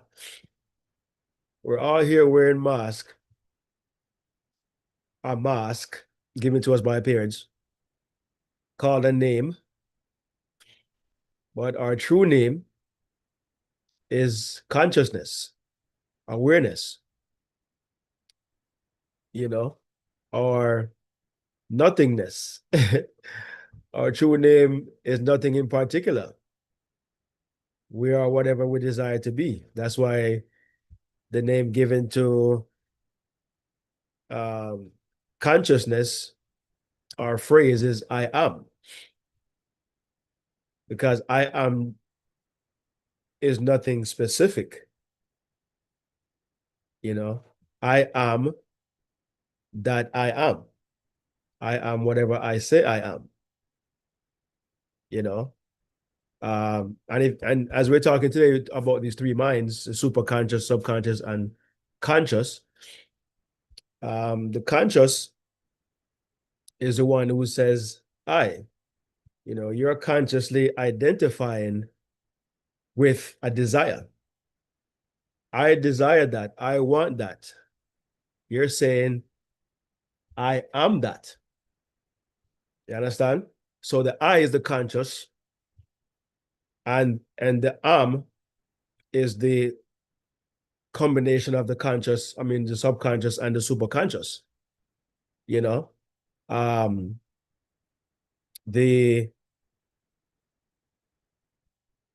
A stands for Aleph, and the M stands for Mem. Aleph is not standard Aleph. Abba stands for father, and then Mem stands for mother. So it's the father and mother, the subconscious and the superconscious, that works together, in expressing what the conscious mind desired,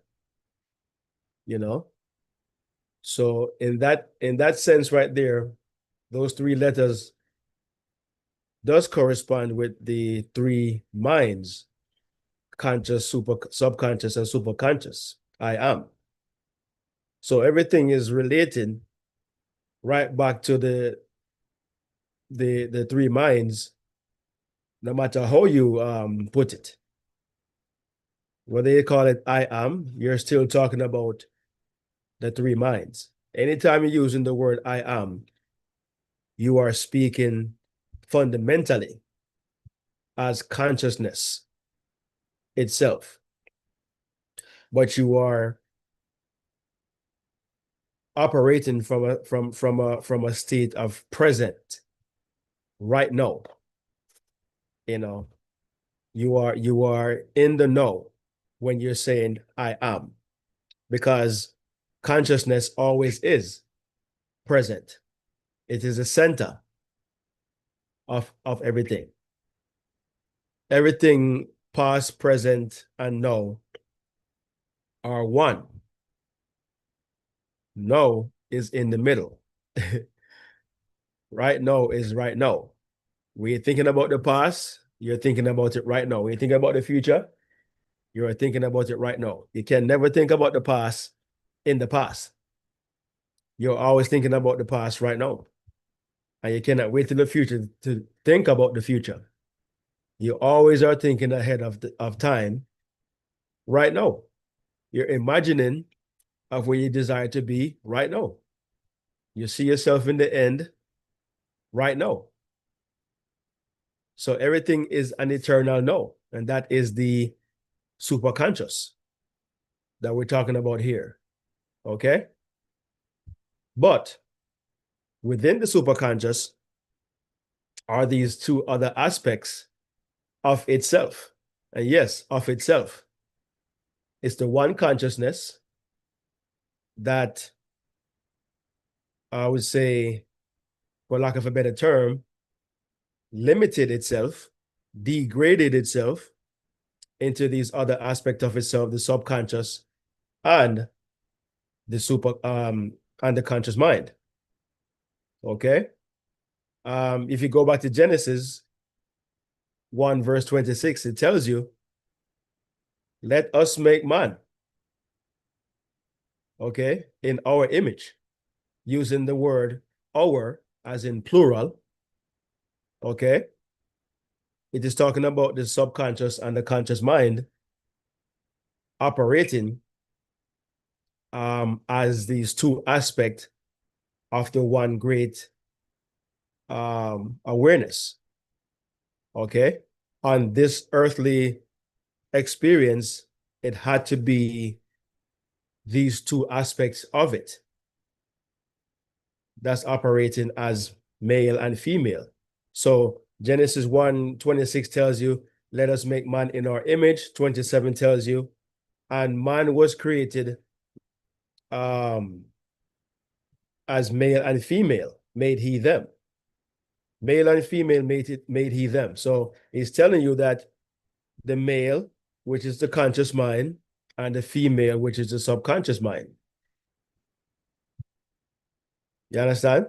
It tells you right there, just in those two verses, 26, 27, that the conscious mind and the subconscious mind are the aspects in which we're having this earthly experience. Okay? But we are forever linked as these three minds, one conscious, one subconscious, and one superconscious. We are always the three in terms of totality.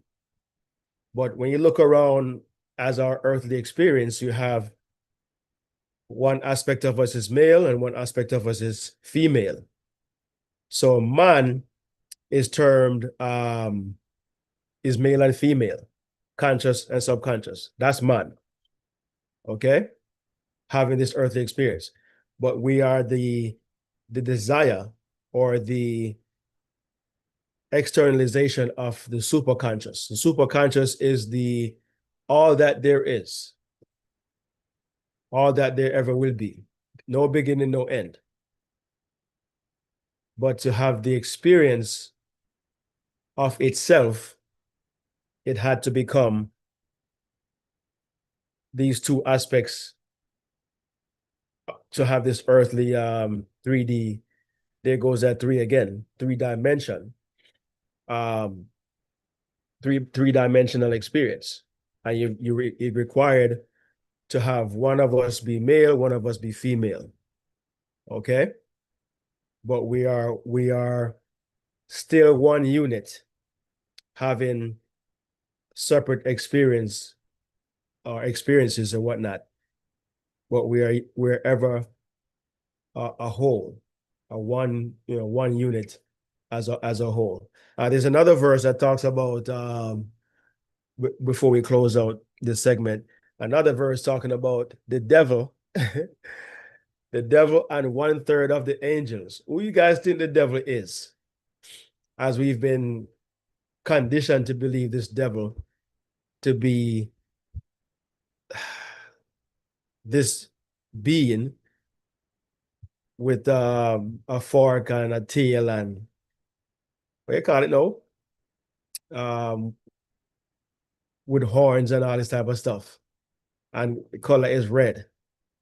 Clearly it's symbolic. Okay. But that devil right there represents that symbol represents the ego. Okay. It represents your ego. Which is the conscious mind. So the devil, in essence, is the conscious mind. Okay? And the 1/3 of the angels is talking about here. Why did it say 1/3? Because you can only get a third if there are three parts. So the devil is one part, and the other 1/3 is the second part. So there are three parts, and it was saying from heaven. So heaven is the third part. The devil and 1/3 of the angels were cast down from heaven. Heaven represents what we're talking about here today, the superconscious mind. That is the heavenly realm, so to speak, where all things, all possibilities, all potential comes from. But the devil and 1/3 of the angel, the third of the angels represents your subconscious mind. That 1/3 is the subconscious that has to travel with the conscious mind, because the the subconscious mind is the helper for the conscious mind. The conscious mind has to relate back to the superconscious, for anything that it desires, that it wants. But the subconscious is the go-between, the middleman, the part of consciousness that brings things from the all that is, from the superconscious to what now is being the conscious. What is now conscious, or as desired to be conscious? You desire to consciously create a telephone, consciously create a computer, consciously create a television, a house, a lifestyle, start your own business. These are things that you have now consciously desired to experience, but they have to come from the superconscious. All of it's coming from the superconscious, because that's the storehouse. But the subconscious mind is the part of the superconscious that expresses or finds the means, the ways, the how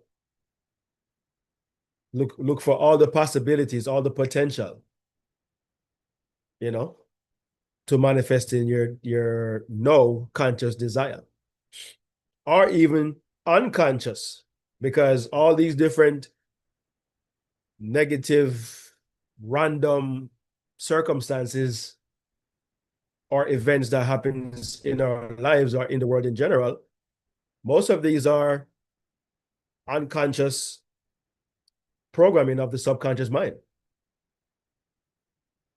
You understand? Meaning that we get engulfed in feelings, the news,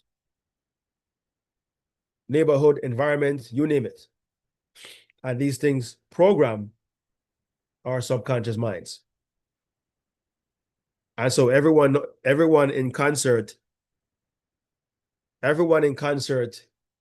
are producing our own experiences, but they all come together as a world experience, world within worlds. Everything is happening randomly all at the same time. You understand? In the same stage. We're all playing a part on the same stage. Some seen, some unseen. Some you hear of, some you don't. But it's all happening at the same time. Everything is happening when? No. Whether it be nighttime in Australia or daytime here in America. It's all happening right now. Though the appearance in terms of it's Monday already, I think, in Australia. We're still in Sunday, but it's still right now. Different day, same no. How amazing is that? Same no, nothing different. Okay, you can call somebody in Australia right now and they'll tell you it's Monday. Oh, I'm at work. It's Monday.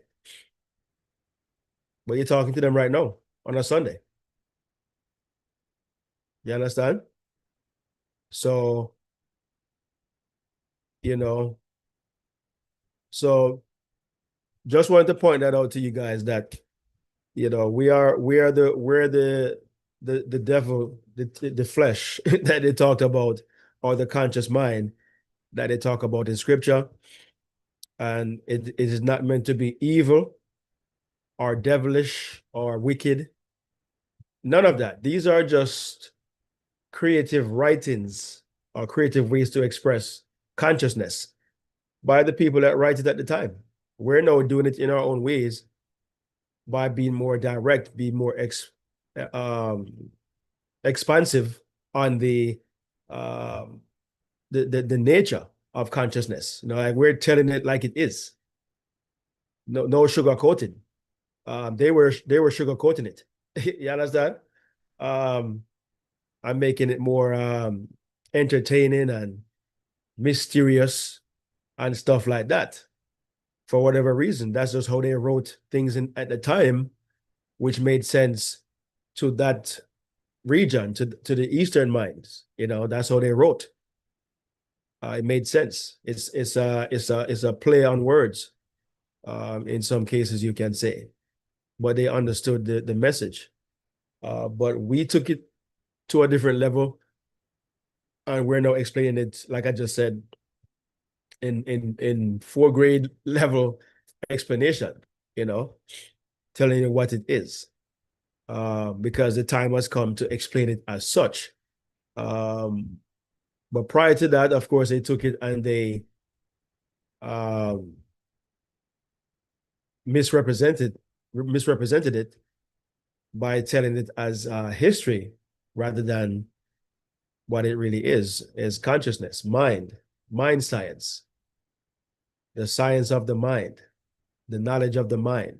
That's all it really is. That's all the Bible really is knowing who the mind is, which is you, in terms of the 3 minds. The one that you really are is the superconscious. That's all you have always been. But you are limited.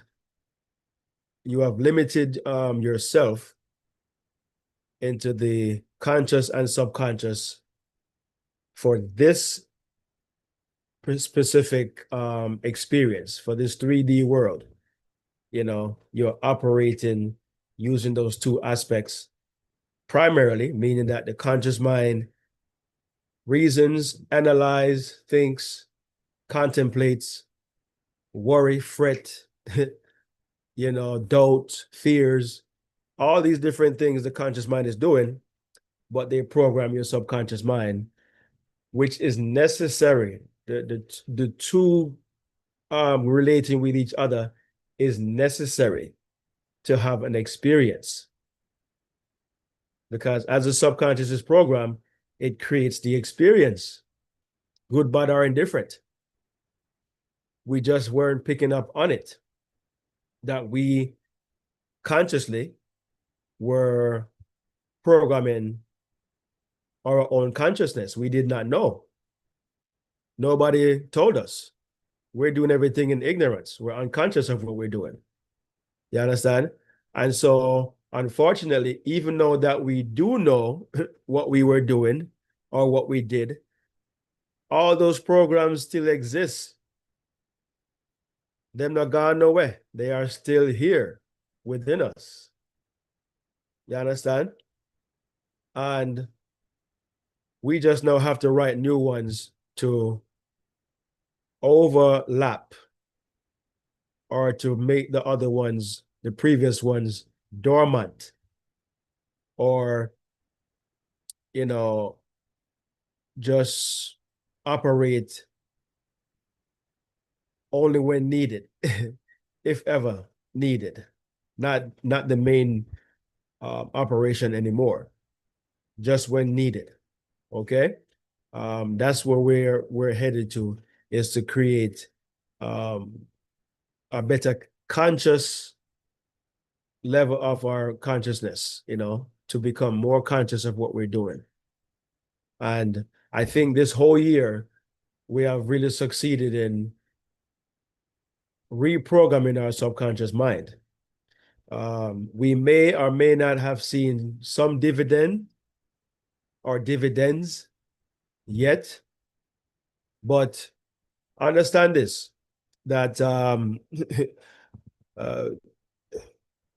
we have many programs running in the subconscious that we were not conscious of, and not even conscious that are there. We have zero ideas of some of these programs that are there. And so in writing more consciously, it does require more time, for it to really take effect. And you will start to see some breakthroughs in the future coming up, when you talk about opportunities, experiences, manifestations, all these different things. You will start to see it if you haven't seen it already, or have any inclination of any of these things happening already. You will start to have the experiences, and once you start having the experiences, you will understand what's happening. Okay. And what has always been happening is just know that you're conscious of it. There is nothing like watching something happening and you're conscious of it. What does that remind you of? Deja vu. When you have a deja vu moment, you know it. You know what's coming next. You know the thread. You see it, you follow it, you know what's happening next, you know who's gonna say something next, or what you're gonna think next. You have this expectation. You're watching it until it disappears from your consciousness, and nobody else around you knows that you had a deja vu moment except for yourself. And it's the same way here, where you're going to have experiences and nobody's going to understand why things are going for you the way they are. Why are you just flowing? You're in a flow state, the state of bliss, the state of the superconscious. And you know what's happening, and you just smile, laugh to yourself, and just say, wow, so this is what we've been talking about. This is what we've been working on all this time, and it's finally happened, or it's happening. Okay, so I just want you guys to know that these the days are ahead of us that all these things are going to be transpiring, but it requires persistent faith or persistent assumption. As Serti profoundly said, the journey is not ours, the destination is. We're destined to be the at the zero state, the state of bliss, the state of nothingness, the simply awareness of all possibilities. But how we're going to get there is not ours. You will have good days, bad days, so to speak. You will have up and downs, but it's all a part of the process. It is part of like what the conscious mind does, where it has to destroy aspects of the thing it's creating in order to get to what it's creating. Okay, and it's the same thing we're going through here in life. You know, some things we may have to be added, taken away, or sustained, or a little of both. Whatever it is going to be the prerequisite to get to where we need to get to.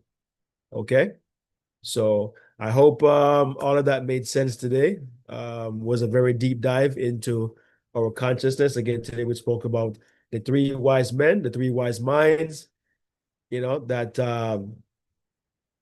being the superconscious, the subconscious, and the conscious mind, where they all correspond, all operating from a central location or central intelligence. But now we understand it.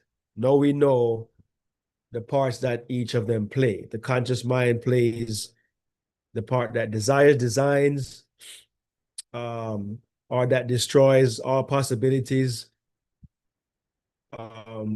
outside of what it desires right now.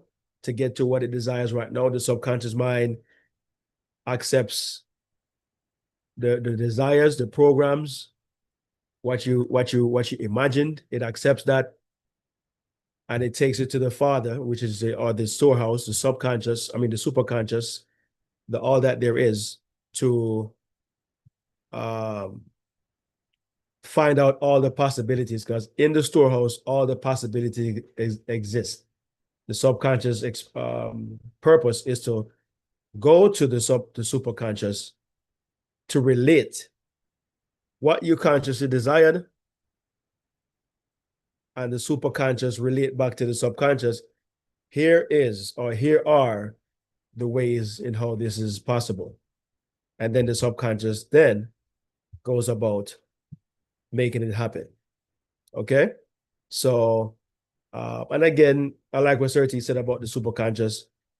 It's not a male or anything of the sort. If anything, it's more feminine than it is masculine, but it's not a gender, but it has a feminine principle of it, because it produces or generates all possibilities. And you know, it's a storehouse, holds all potential. Okay.